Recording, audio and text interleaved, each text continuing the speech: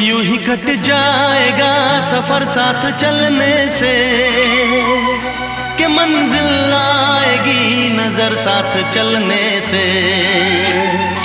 यूं ही कट जाएगा सफर साथ चलने